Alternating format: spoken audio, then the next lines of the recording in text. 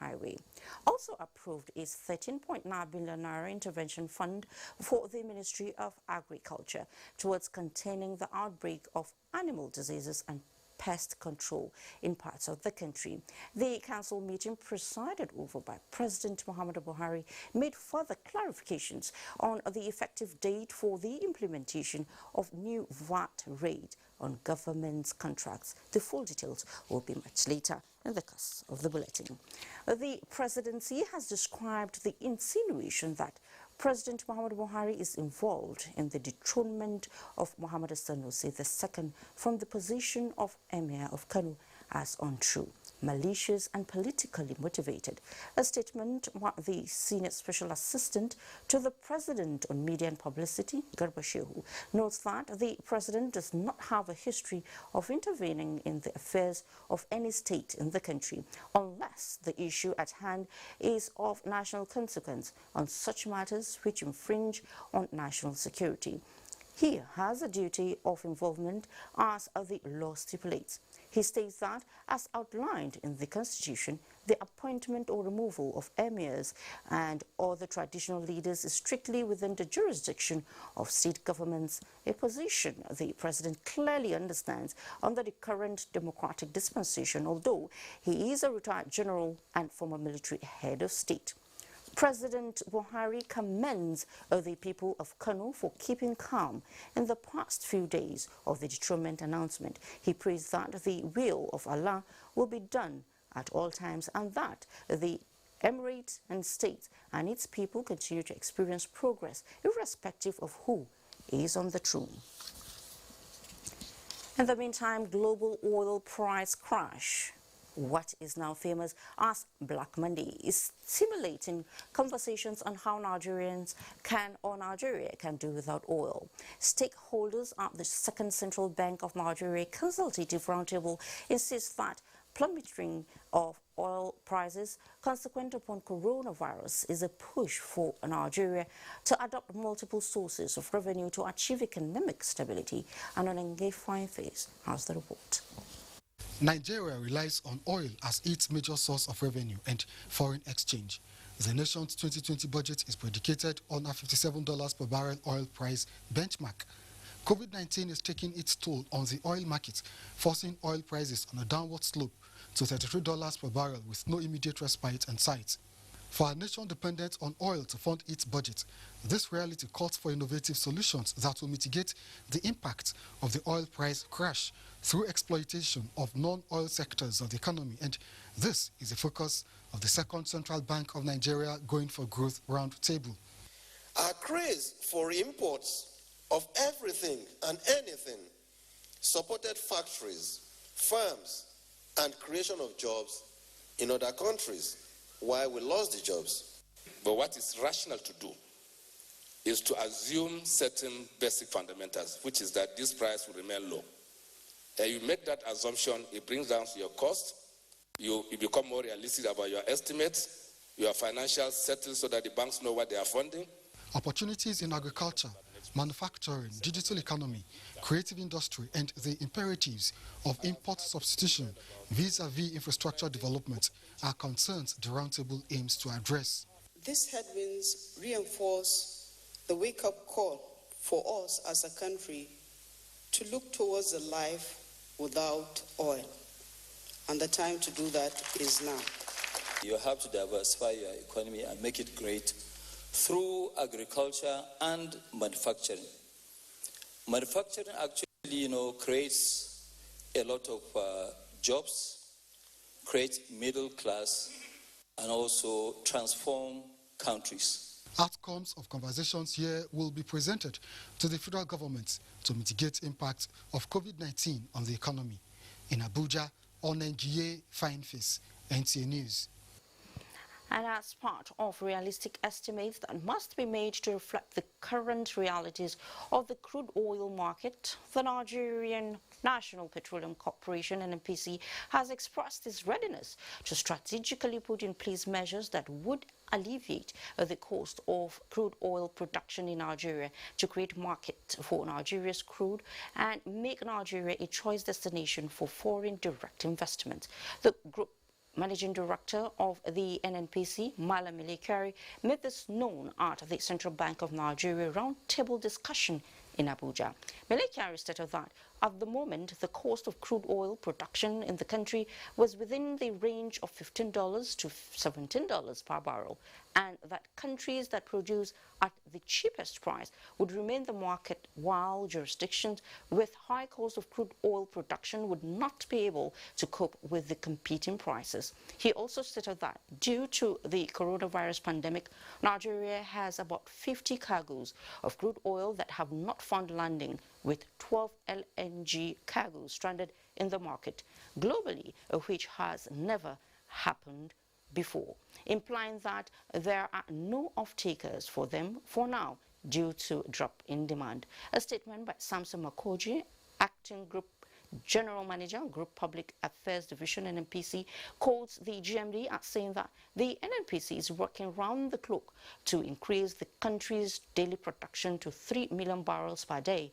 and shore up the crude oil reserves to 40 billion barrels.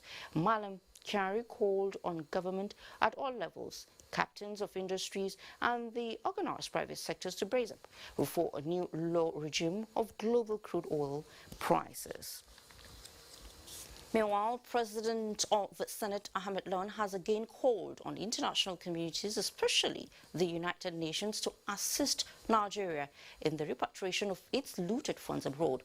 Senator Lawan made the appeal when he granted audience to a United Nations delegation. He reaffirmed the commitment of the National Assembly to providing the legislative framework that will assist the executive arm to create jobs and minimize Nigeria's poverty level. Corruption and illicit financial flows, which your government is working very hard to combat. We also have concerns around conflicts and instability in pockets of the country. Now, when we fight corruption, we do so both within and outside. So much of Nigeria's resources have been taken out of the country. But you know, even when we identify embezzled funds, stolen funds, to get them back to Nigeria is a big deal. And in fact, we are suffering from that for months, for years. We have had few occasions when we receive some repatriation, but the bulk is still outside there. Deliberations Judiciary now, the Federal High Court sitting in Abuja has ordered a prosecution witness, Olawale Rashid, in the trial of the convener of Revolution Now protest, Omoyele Showore, to provide more evidence on the allegations made against the defendant. Olabode reports that this was at the continuation of the trial on Wednesday. The trial of Omoyele Showore and his co-defendant Olawale Bakare resumed with the prosecution counsel Christian Arabo bringing an application seeking leave to protect the identity of some prosecution witnesses. Counsel to the defendants Olumide Fushika, SAN, and Femi Falano, SAN, opposed the move as an attempt to precipitate an adjournment. Justice Ijomo Ojukwu differed really on the issue, but directed the first prosecution witness, Olawale Rashid, to take the witness stand. Rashid, a DSS operative, told the court how Showore was arrested on 3rd of August 2019 after being cited at Maryland and Lagos, allegedly inciting Nigerians against the government. Showore's counsel Femi Falano opposed this submission, prompting the Justice Ijomo Ojukwu to order the prosecution to shed more light on the witness submission on the next adjourned date of the 1st of April 2020. In a related development, the trial of Colonel Sambo Dasuki retired has resumed before Justice Ahmed Mohammed, with the defense counsel Ahmed Raji SAN cross-examining the prosecution witness, William Sobiora, a former DSS officer. Ahmed Raji also applied for a certified true copy of Obiora's depositions before an earlier court which handled the matter. The court adjourned the case to the 5th of April 2020. The only reason we are doing this is because this matter started de novo, and we may not be able to use the record of the earlier proceedings except we bring the record in formally and then it's admitted. We are taught that this cross-examination may end today, but As it turned out, the defense counsel says he needs time to get some documents from the court in respect of testimony given by a former witness before the former judge. In the case between the DSS and Colonel Sambu Dasuki retired, the DSS told the court of his readiness to find out how the $2.1 billion allocated to the Office of the National Security Advisor was expended. From the Federal High Court, Abuja, Olabode Arewa, NTA News. Thank you so much, Olabode Arewa. Now, up ahead, they had better options but chose to toe the path of crime and criminality, and it is the end of the road. Watch out for interesting confessions of suspects paraded by the police after this time out. Please stay. Good to know you're still with us on News Extra. Now, less than 24 hours after the Senate received request for the amendment of the Finance Act 2019 from President Muhammadu Buhari, the legislators have passed the bill at second reading. National Assembly correspondent Ignatius Unko reports that the amendment seeks to make clarifications on some provisions of the bill passed in November last year. The Senate reconvened into another round of discussions on the finances of the nation as it suspended its rules and considered the Finance Act 2019 Amendment Bill through first and second reading in one day. The bill explains that the administrative effect date for the increase in value-added tax from 5 to 7.5% is 1st of February 2020, and that animal feeds are also included in the list of basic food items that are exempted from VAT. The bill also seeks to state clearly that the tax holiday incentives for agriculture is to be administered by the Nigerian Investment Promotion Commission. Mr. President, distinguished colleagues, I believe that this bill is tailored to meet the critical needs of the country at this point of our democratic evolution. Very straightforward bill, and our committee on finance will do a lot of the nitty-gritties. Senate is to convene a roundtable on human capital development in Nigeria as it called on the federal government to urgently implement the high-impact interventions in human capital development. This followed a motion by Senator Stella Odua. Urge the federal government to urgently review the national education curriculum to produce market-relevant graduates and in particular declare an emergency to address girls' education in the country.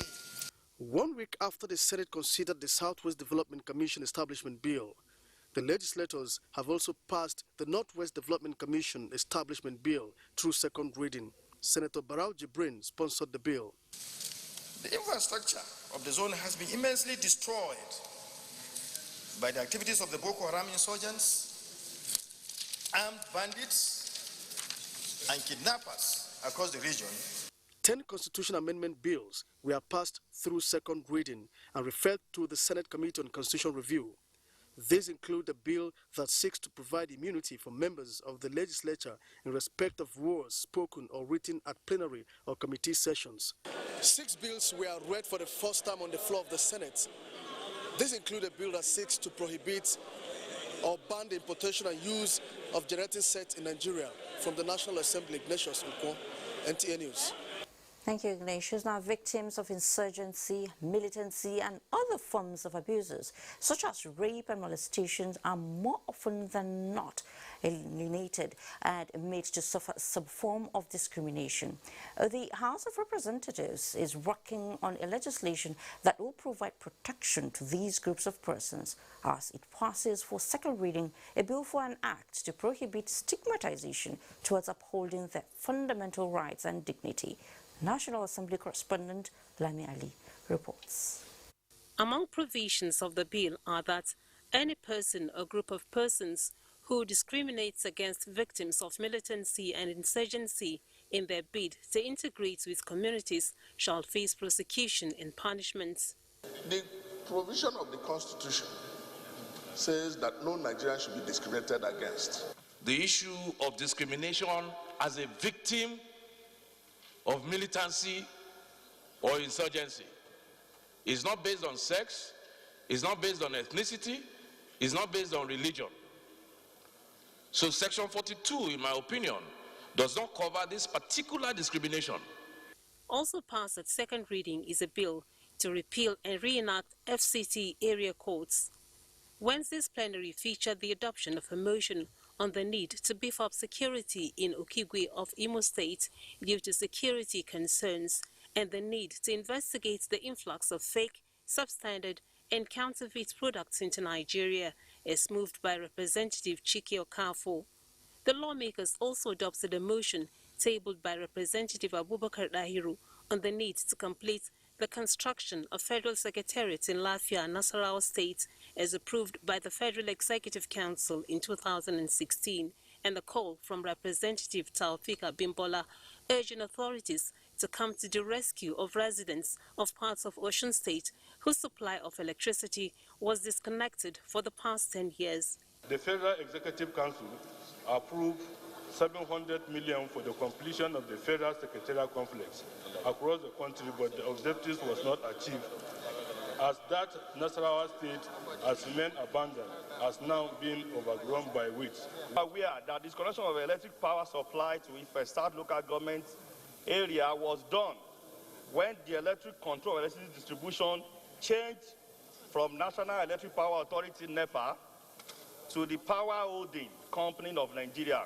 The lawmakers urge Federal Ministry of Education, the National Universities Commission, and other tertiary institutions in Nigeria to protect the interest of special students in their education pursuits.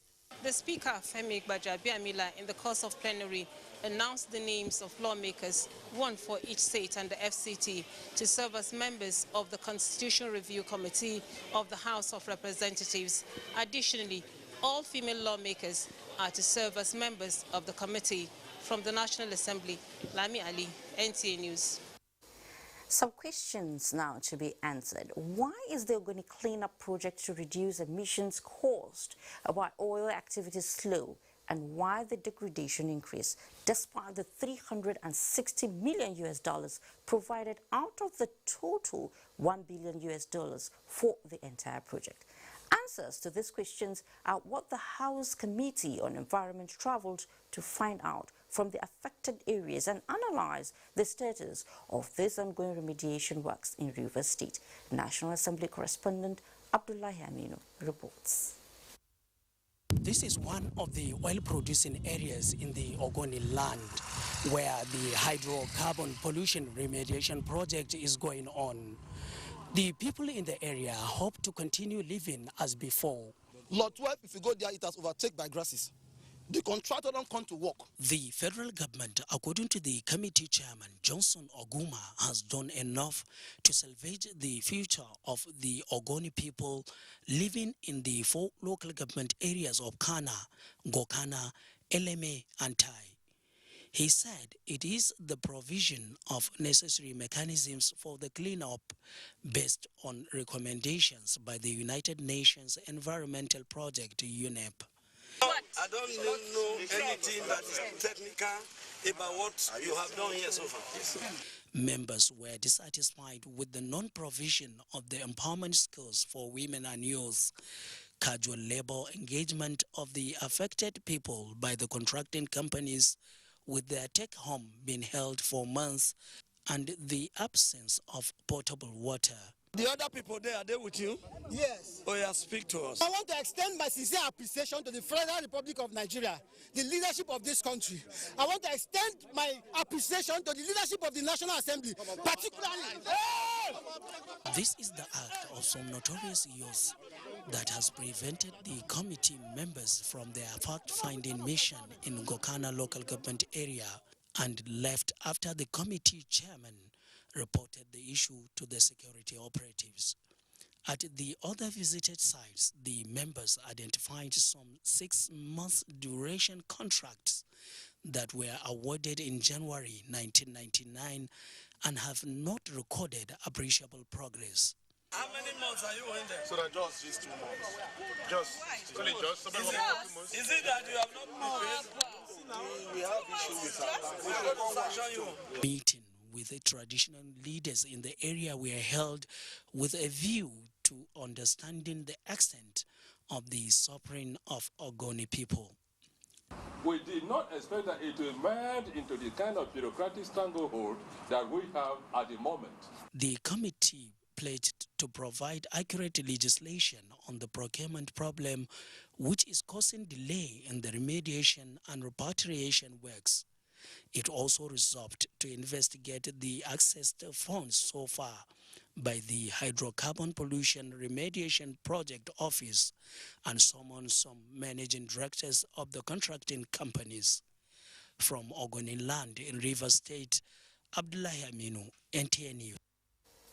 From Ogoni Land now we'll take you to Jos, and the human factor determines the success or failure of any enterprise. That is why when you develop the human capital, you have put your business on the path of success.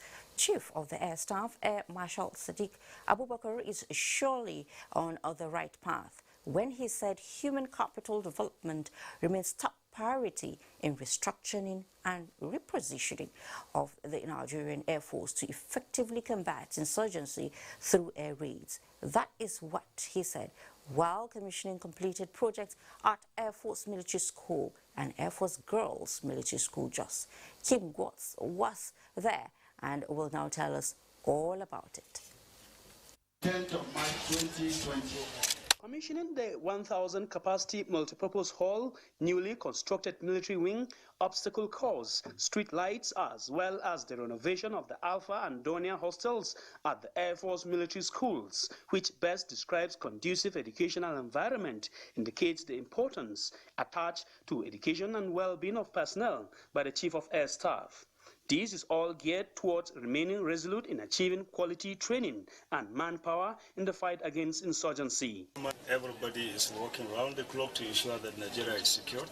And I'm sure you have also seen the activities of air campaign that is going on in the Northeast. On a regular basis, we try to release some of these video clips to give you an insight into what is going on country.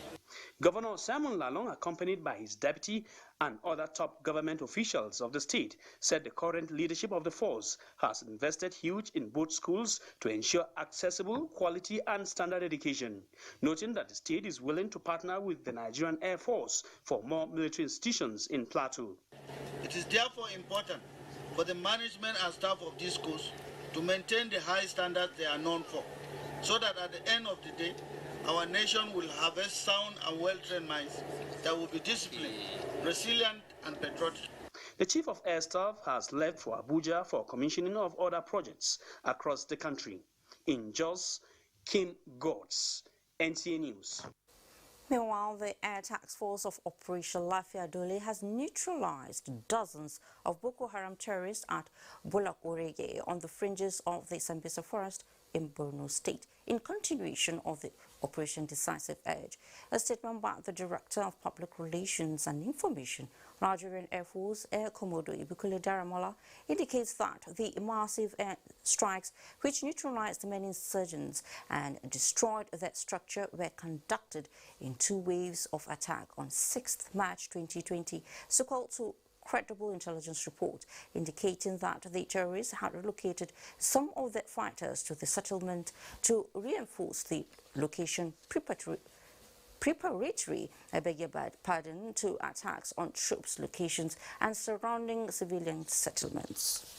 Still talking security now, the intensive surveillance mounted by security agencies along the Kaduna-Abuja highway is yielding positive results. That was confirmed by a suspected kidnapper who confessed before newsmen that they have run out of business. And Francis Fong reports. This 27-year-old was a farmer until he joined a gang of kidnappers operating along Abuja-Kaduna Expressway. He said they couldn't operate for more than 3 months. The intense pressure and strategies adopted by the police and other security agencies has forced him and the gang to not only abandon the criminal act, but also to go into hiding for the past 3 months. Even that could not save them from the law, as they were arrested. And so we are committed to cutting off the arms supply chain, disrupting them, recovering weapons, mopping up these weapons, and bringing the illicit traders on these weapons to book, in order also to weaken their capacity to commit some of the heinous crimes they are committing.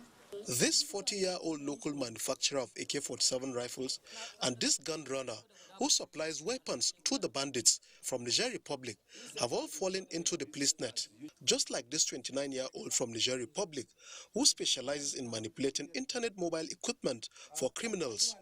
30 assorted rifles, including AK-47, GPMG, 10 locally fabricated pistols, and 1,520 rounds of live ammunition were recovered from the suspects. Francis from NTA News. Nigerian, please keep up the good work. Now, I love Afrobeats. What's your favorite kind of music? I guess I got you smiling by just asking. That's no doubt a positive effect. When News Extra returns after this break we are about to take, you would get to see how music is being turned against its innocent nature. I call it a wake-up call, as we also serve you stories on the most trending issue of the moment, talking about the coronavirus disease. We'll be right back. Thank you so much for staying with us. Now, the emergency closure of the Alaqah bridge has further heightened traffic gridlock in Lagos. The development, which Lagosians say came as a surprise, has also generated mixed reactions. Dotun Ogunyemi is on location at Costain to tell us more. So, hello Dotun, it's over to you. Let's hear you. All right, Fatima. Well, we are here at Costain, just overlooking the Alaqah bridge that was closed late last night, and motorists woke up to the sudden incident that they would not be able to access this bridge. And since then, they've had to face serious traffic congestion along the road. But aside that, it is also critical to note that this bridge is one of several which links the Lagos mainland to the island, and it's also one of the connecting roads to the Apapa seaport, and it's also quite critical to the state, and that is why motorists have found it very difficult. And here, one of the bearing that was actually identified as defective is at this particular pillar. But to speak more on that, I have the Federal Controller of Works in Lagos, Engineer Adedamala Kuti, here with me to talk about what they saw and some of the things that they would be doing in regards to that. So, Engineer, what exactly is the situation here? How long has this bridge been this way? Yeah, the issue is that we just discovered that the bearings are bad, broken bearings, and such that it started affecting the structure of the bridge. You know, the bearing is the interface between the superstructure and this pier. And once it got broken, you know, there is a, we noticed a minor shift, and of course, that shift is already more than the tolerable limit. So the only thing we could do, you know, the safest thing for us to do was to shut it down immediately to allow for detailed investigation. And is this the only bearing that has been identified to be worked on? No. By the time we carry out our detailed investigation, we're able to also identify others.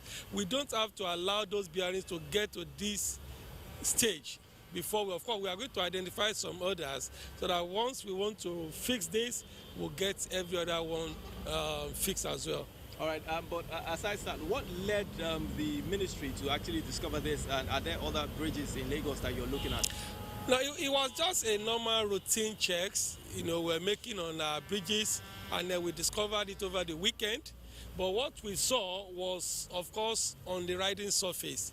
And then we asked some of my engineers to come and see, you know, the piers itself, to come and look at it from the under, and then we discovered this. And how long is this bridge going to remain closed? Now, the thing is that I may not be able to give a specific time, but we are going to work on it very fast in terms of getting detailed investigation. It is that investigation that will determine how long. And of course, bearing is not something you are going to pick on the shelf. It has to be designed, it has to be manufactured, and of course, it has to be brought down to the country. So all those things will take time. But meanwhile, the most important thing for us is to carry out our detailed investigation to know, you know, the extent of the damage, so that we can now know what to do next. Thank you so much, Federal Controller of Works. Thank you for having me. And that was the Federal Controller of Works. But it's also critical to note that this bridge is actually, or has actually suffered some bit of neglect, in the sense that trucks used to be static on this bridge for a very long time, and that might actually be one of the reasons why we're having such incidents. Fatima, it's over to you. Well, thank you so much, Joshua, for that update. We'll keep in touch as usual. Now, Governor Abdullahi Umar Ganduje has presented appointment letters to the new Emir of Kano, Aminu Ado Bayero, and his successor at Bichi Emirate, Nasir Ado Bayero. At a brief ceremony held in Kano, the governor enjoined the new emirs to justify the confidence reposed on them. Abdullahi Mustafa has the details. This is the formal affirmation of Aminu Ado Bayero as the 15th Fulani Emir of Kano. It is coming 9 months after his appointment as Emir of Bichi, where his junior brother Nasir Ado Bayero now takes over.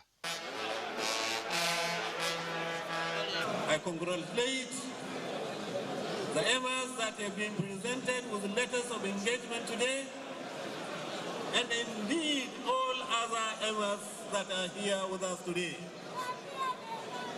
We have already informed you, your main duty is for service to your people and service to humanity. The two emirs thanked the governor for his confidence in their ability to occupy the prestigious positions and assured of determination to justify such. By tradition, with the formal presentation of the appointment letter, the new emir can move into the historic Kano Royal Palace, also known as Gidarumfa. In Kano, Abdullahi Mustafa, NTA News. In another development, there might be light at the end of the tunnel for the internally displaced persons in the FCT, as they may be moving from sack houses to a befitting one. This was part of the concerns for the Ministry of Humanitarian Affairs, Disaster Management and Social Development in a move to partner with the FCT administration for empowerment and rehabilitation of internally displaced persons in the territory. The Minister, Sadia Umar Farouk, stressed this when she paid a visit to the FCT Minister, Muhammad Musa Bello. They were first discovered by the Catholic Mission in Durumi Area 1 in 2014, before springing to other settlements around the Federal Capital Territory. Since then, these internally displaced persons have made these camps home. To change the narrative, the Ministry of Humanitarian Affairs, Disaster Management and Social Development is seeking collaboration with the FCT administration for the rehabilitation of the internally displaced persons in the FCT. We are coming with a very big calabash to ask that we should also be supported to see how these people can have empowerment, water, sanitation, hygiene, and even education. Efforts have been made in the past to relocate some. We also have a training center in Nyanya that would be able to train many of the IDPs into meaningful skills. Both parties look forward to restoring hope to the IDPs. The expectation is that this category of persons would someday return to their homes. In another development, the ambassador of Switzerland to Nigeria, George Sterner, has commended Nigeria for championing the humanitarian dialogue policy program during a visit to the ministry, where he pledged continued support for Nigeria in tackling migration and humanitarian challenges. Switzerland wants to provide solid, efficient and effective humanitarian support for the benefit of Nigerians in the fields of food security. For the ministry, the already established partnership between Nigeria and Switzerland on migration issues will be sustained. In Abuja, Ruth Aguela, NTA News. In another development, the Lagos State government has disclosed that 4 children from same parents and their teacher who came from the United States have been quarantined for suspected coronavirus. Commissioner for Health, Professor Akin Abayomi, at a news conference in Alaqah, Lagos, also revealed that another man from the United Kingdom was also quarantined. Nusa Osula reports.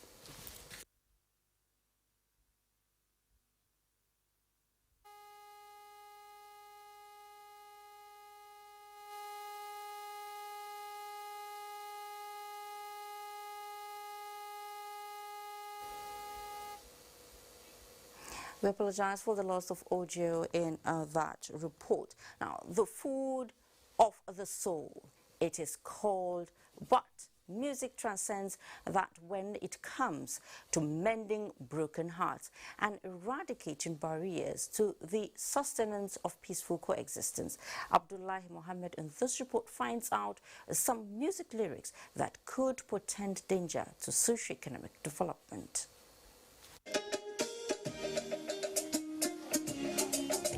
In the days, recording studios were the in thing.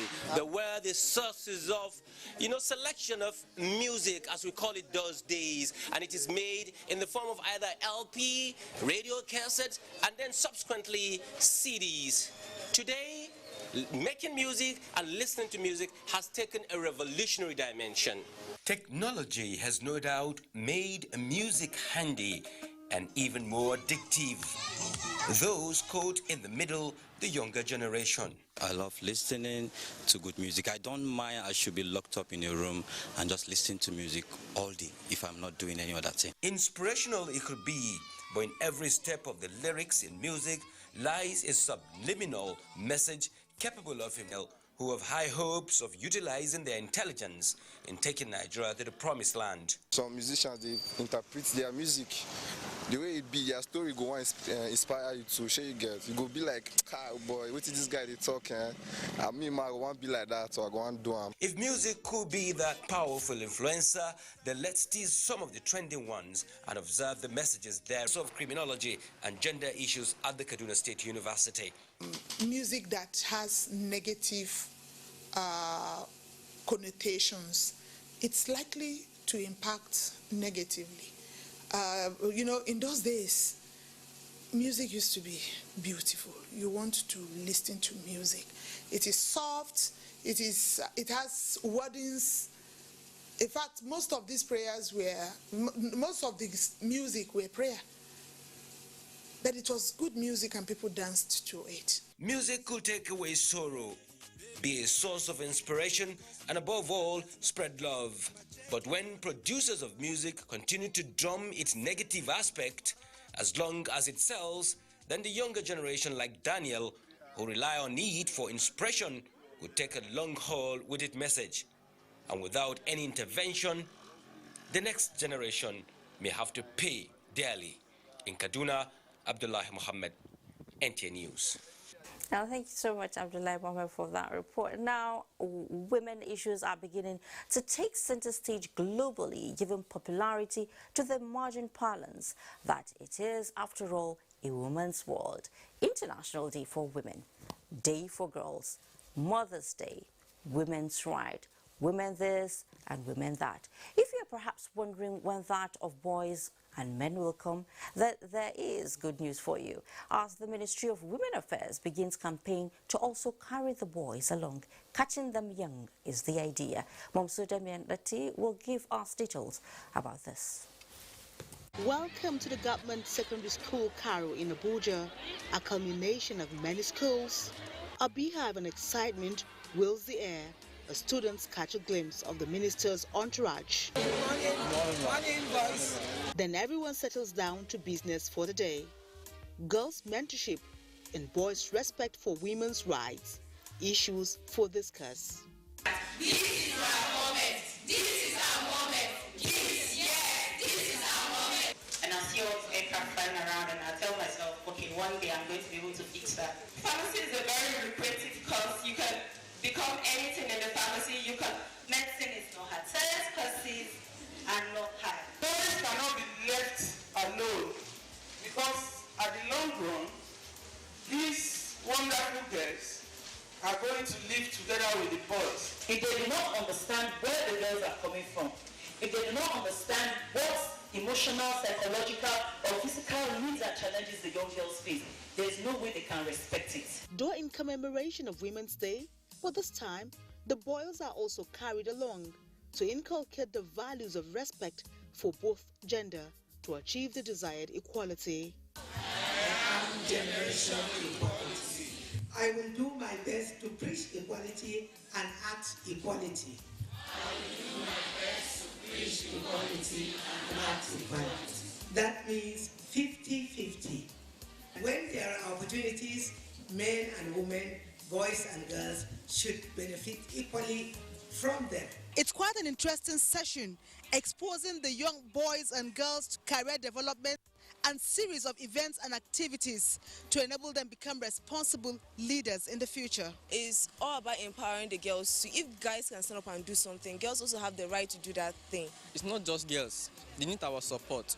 We as the boys, if we can't encourage them, it will be a case for them. Today we learned something about menstruation. It's usually shameful for some girls. So I have to tell them that no, this is not shameful. It's something that must actually go on. With excitement and interest shown by the students, these collaborative efforts of the Ministry of Women Affairs, British Council and other development partners is seen as the right step in the right direction.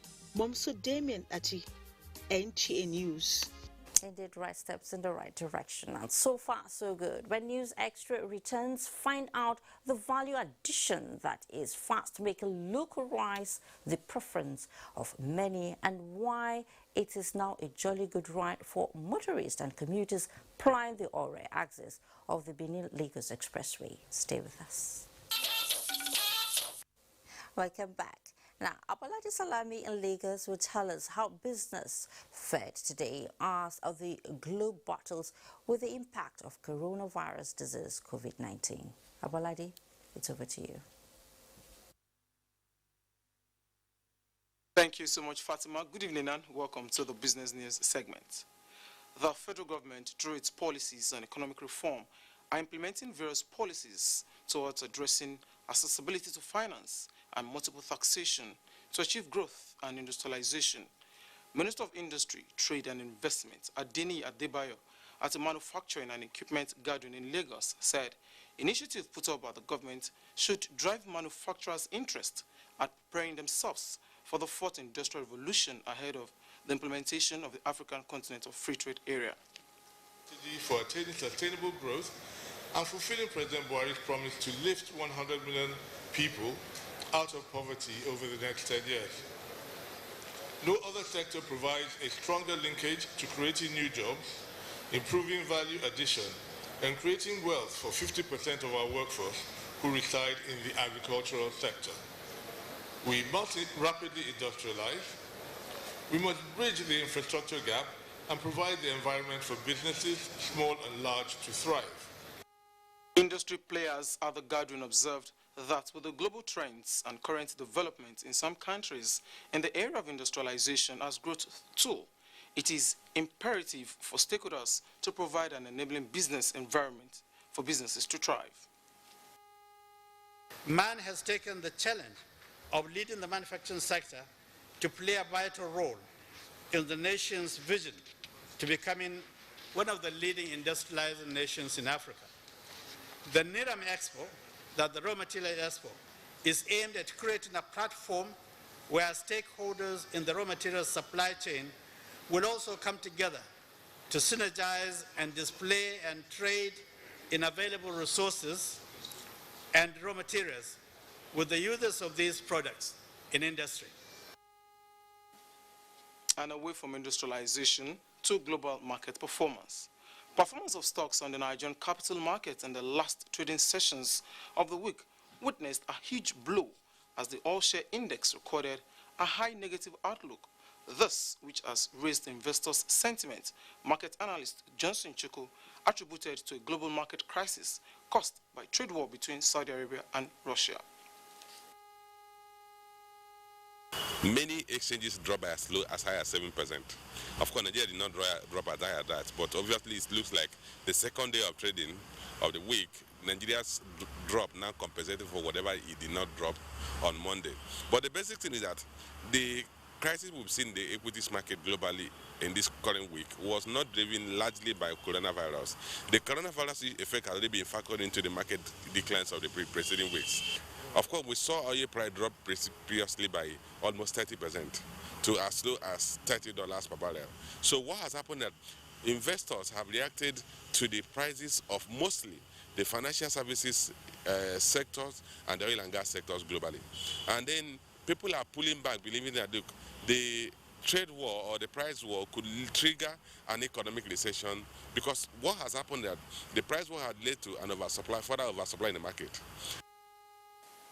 And in a related development, investors lost 425.19 billion naira as the bearish outlook was sustained. Details in this report.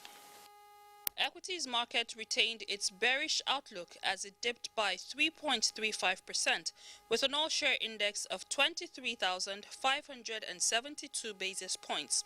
Volume of shares stood at 1.39 million, valued at 17.6 billion, which changed hands in 7,150 deals, and a market capitalization of 12.2 trillion naira. Unilever, UBA and Vitafoam led the gainers table, while Nestle, Dangote Cement and Corn Oil topped the losers chart. On sectoral performance, virtually all sectors nosedived as NSE banking, consumer goods, oil and gas and industrial finished in red by 2.70%, 4.74%, 0.70% and 3.42%. While only NSE Insurance. And that does it. It's back to Fatima and Abuja for the rest of the news. Good evening.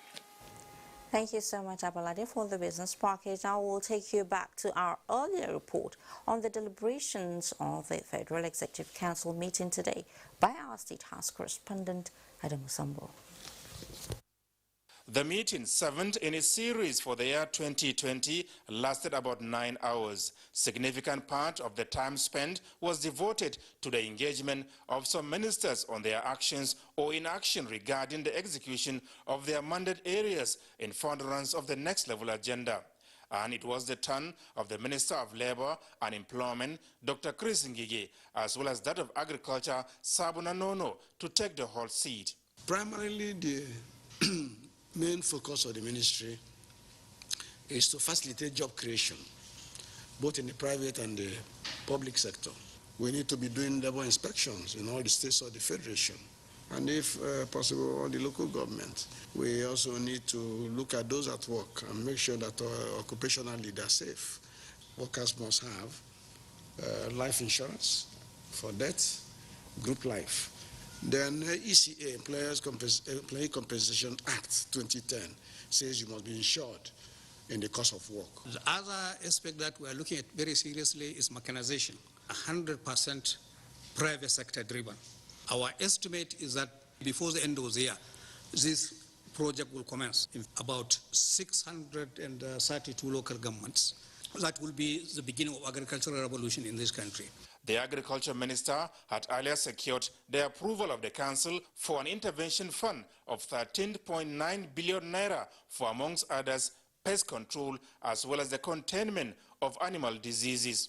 There are 12 frontline states that have been affected by queller birds, by grasshoppers, and those have been pestering us, and they have started protruding their nose in the northwest as well as in the northeast. The prevalence of rabies in the country has risen quite substantially, and in fact, in some cases, we have recorded some death. On roads infrastructure, the Council approved the disengagement of the contractor handling the 15-kilometer 9th-mile section of Enugu-Onitsha Expressway and re-awarding it to a new construction firm at 29.4 billion naira. The 9th-mile section, as you might know, is a very tricky, difficult area, very steep, dangerous, a point of many accidents before. So we've had to change design and do a lot of other alterations in quality to ensure now that we manage not only the erosion there, but that very good work is done. The Federal Executive Council also approved the report of a cabinet committee on effective date for the commencement of implementation of the 7.5% VAT rate on government contracts. New contracts that are signed and for February 1 going forward will attract 7.5% VAT. Contracts earlier than February 1 signed on 5% VAT will remain at 5%. So there's no more confusion on this matter.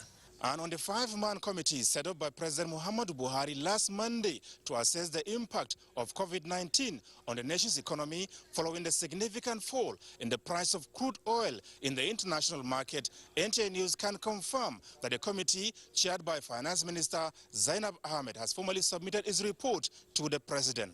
But details of his recommendations on the best way forward for Nigeria are yet to be made public.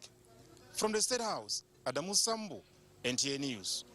Many thanks, Adam Sambu, for that. Now, 3 graduates of the Nnamdi Azikiwe University in Alaqah have received awards and financial support from the West African Ceramics Limited for excellent academic performance in architecture. And Joy Iloegbu reports that this was part of the 14th convocation ceremony of the institution. Education is said to be the mechanism through which society develops its human resources by equipping them with requisite knowledge, skills, attitude and values that will enable them operate the social institutions of any nation. Against this background, any effort to encourage academics is a welcome development and a step in the right direction. As part of its corporate social responsibility, the West African Ceramics Limited, manufacturers of royal tiles, gave out cash prizes and laptops to 3 graduates of the Department of Architecture, Nnamdi Azikiwe University, to motivate them to further take up postgraduate studies in the same field. Presently, we have awarded in ABU's area, and also we have awarded in University of Ibadan. And in the east now, this is the first place, Unizik. And from here, we are going to Calabar also, and Enugu. I believed in going for scholarship exams. And actually, this turns out to be the prayer which I've been praying for. I never intend changing even in the future. Even in the next world, I desire being an architect. So I continue in the profession. The institution, which is presenting over 6,000 first-degree graduates for the 2018-2019 convocation, have 49 students graduating with a first class, including the Department of Architecture. We want people to excel in their various fields, and when you excel, you'll be recognized, you'll be rewarded, you'll be given an award. And these companies are exhibiting their corporate social responsibilities, and I'm happy that they've started coming. The award ceremony and convocation is the 14th to be held by the institution. In Oka, Joy Iluebu, NTA News. I'll say congratulations to them. Nigeria's quest for producing what she needs to consume the country's produce has continued to gain momentum. The latest is the unveiling of Nigerian assembled and manufactured automobiles. Kolu Mohammed reports.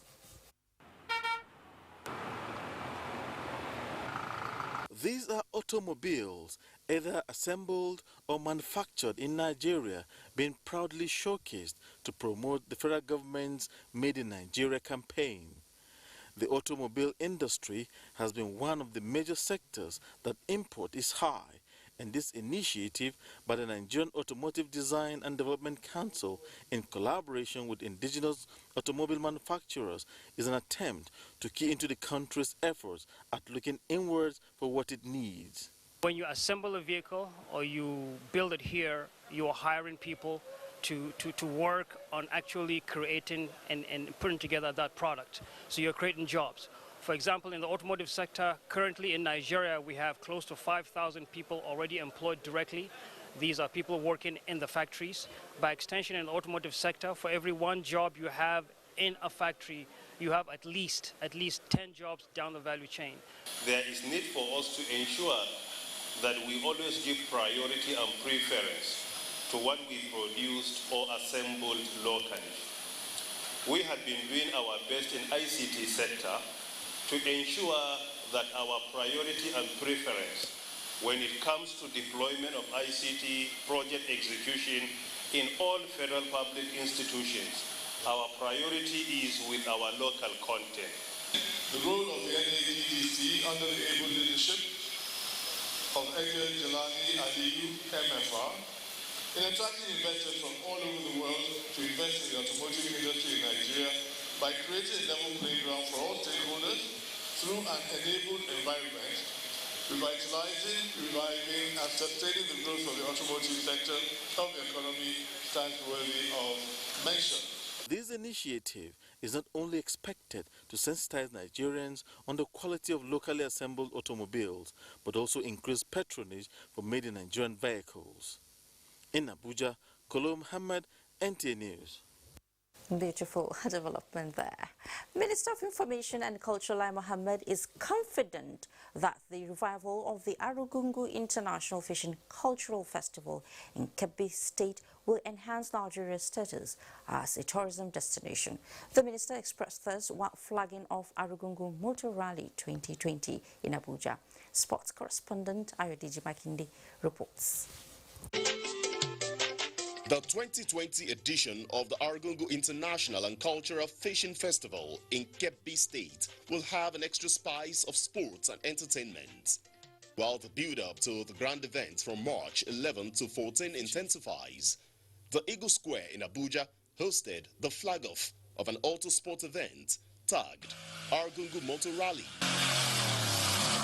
These are vehicles assembled and built in Nigeria, 15 of them from different manufacturers, rally from Abuja to Kefi, then Kachia through Kaduna. The motorcade moves to Funtua and Gusau before heading to Sokoto and climaxing at Arugungu on Friday. President Muhammadu Buhari, represented by the Minister of Information and Culture, Lai Mohammed, was joined by host Governor Atiku Bagudu of Kebbi State, ministers and government functionaries. Congratulate the government and people of Kebbi State for the revival of this festival after a 10-year break due to security considerations.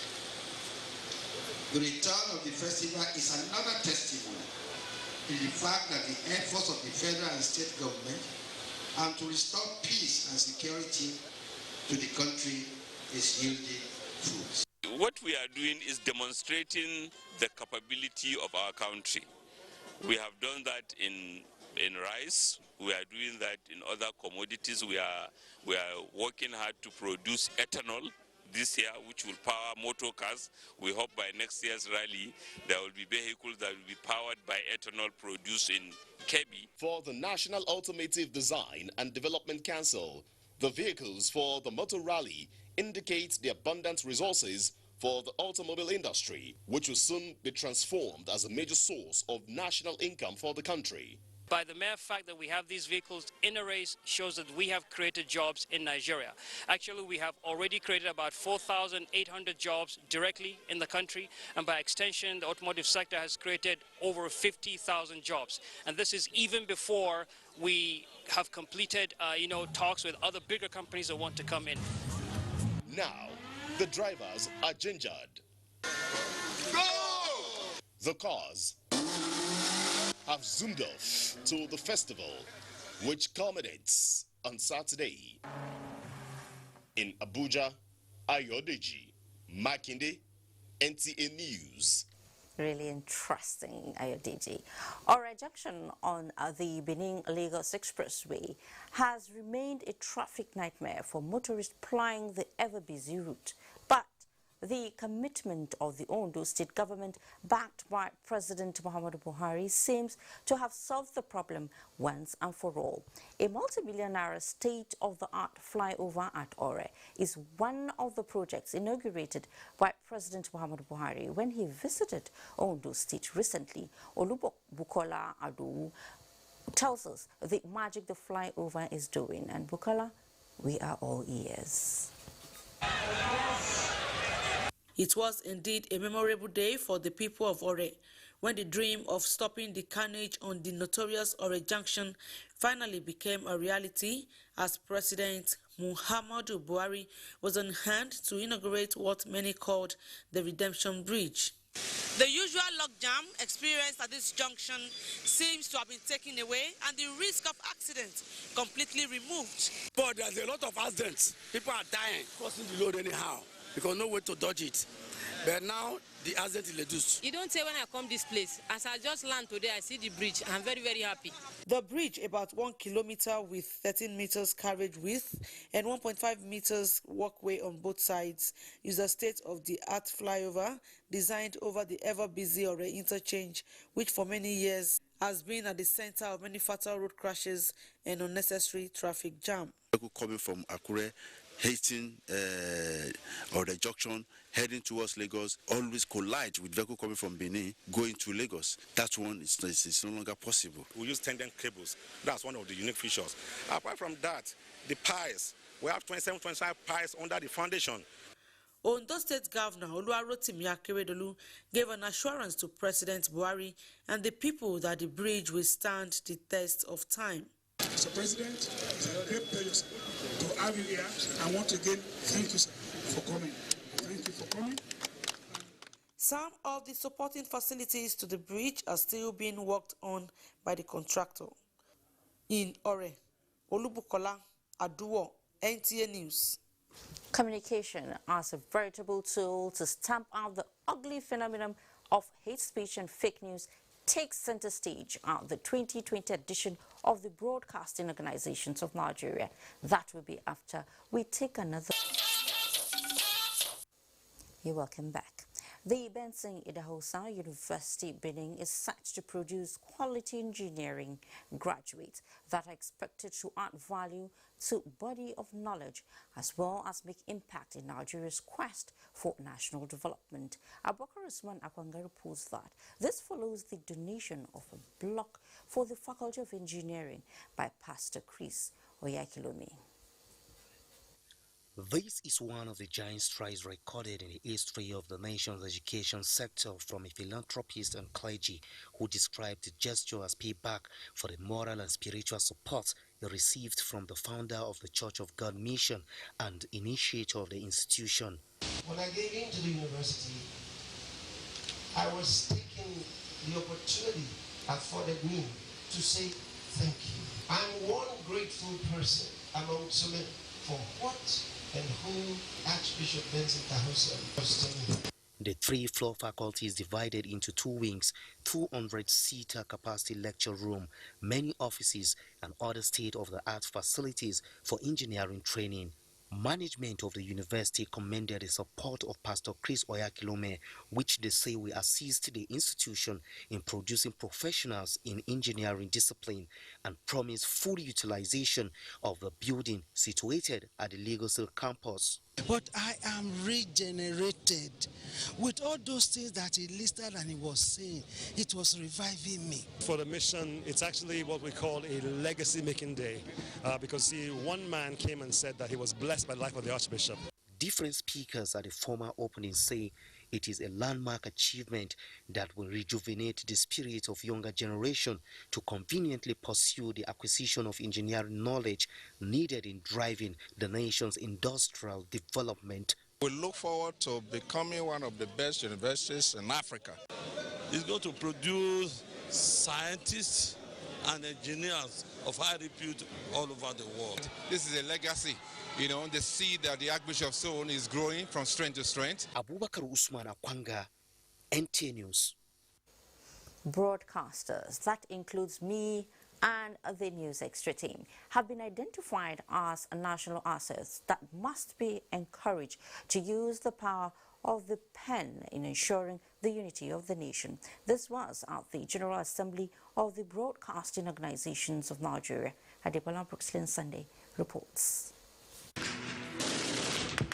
For some time now, Nigeria has been grappling with the issue of insecurity in some parts of the country. From all angles, the present administration has been consistent in its efforts to fight the challenge to a halt. The convergence of these media practitioners is to deliberate on broadcasting and emerging security challenges in the country. Nigeria. Minister of Information and Culture, Lai Mohammed, represented, urged broadcasters to assist the government in achieving a safe and prosperous Nigeria. To be more determined to stamp out hate speeches and fake news from broadcast content. We will redesign and reconceptualize what broadcasting should be in Nigeria for the common good of our society. For the born leadership, information sharing is key. And that is why from time to time we bring experts to further remind us how we need to improve on what we are doing. Government should be able to release information as when due. To the media should be given opportunity to even go to the war front, not once a while, not the way they take you in the plane once. No, there should be protection. Guest lecturer Professor Danjuma Gambo of the University of Maiduguri wants the nation's media reorganized. The National Security Strategy document that has been launched by Mr. President, they need to understand the document very well.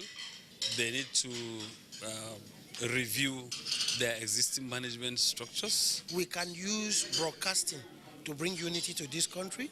We can use broadcasting as a tool to expose those security challenges and those who are the enemies of Nigerians. We have to scale up our programming to be able to help the government in containing this issue of insecurity. Born is the umbrella body for all broadcast outfits in Nigeria.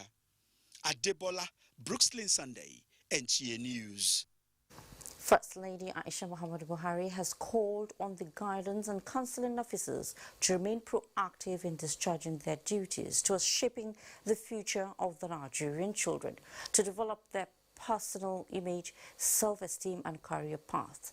The First Lady stated this in a message during an interactive session with the guidance and counseling officers of various schools from across the Federal Capital Territory as part of activities lined up to commemorate this year's International Women's Day. State House correspondent Ali Kabir reports. Drawn from across the secondary schools of both junior and senior categories of the Federal Capital Territory, the guidance and counseling officers brainstormed on possible ways and techniques for proper upbringing of children and youth. The program was purely interactive and engaging, aimed at sharing ideas and experiences towards enhancing content and developing capacity and skills of children, as well as their interests. With this year's theme, Each for Equal, the wife of the Vice President Dolapo Shimbajo, who stood in for the First Lady Aisha Muhammadu Buhari, emphasized the need for the guidance and counseling officers to use the unique opportunity of interacting with the children and their wealth of experience to impact positively in order to stand for themselves. Let me therefore use this opportunity to remind you that you are a special breed of people and that you stand tall in this regard. You are spread all over our schools and colleges and have access to all our youths. Please use this opportunity to change the tide by impacting on our youth to stand for themselves and for each other in times of need. Her Excellency has worked tirelessly, working in consultation and in collaboration with Her Excellency, the wife of the Vice President of the Federal Republic of Nigeria, towards improving the health and well-being of women and children. You will now tell them they have abilities in them, which is what we want to discover, which is what we want to bring out. The abilities they have are different from the other person's abilities. And they can be the best of them, based on what they have in them. From the State House, Aliu Kabir, NTA News. And I will take you to sports. And Sports Ministry moves to revive school sports in the country. Kene Ima Abdiki has this and other stories on Sports Update.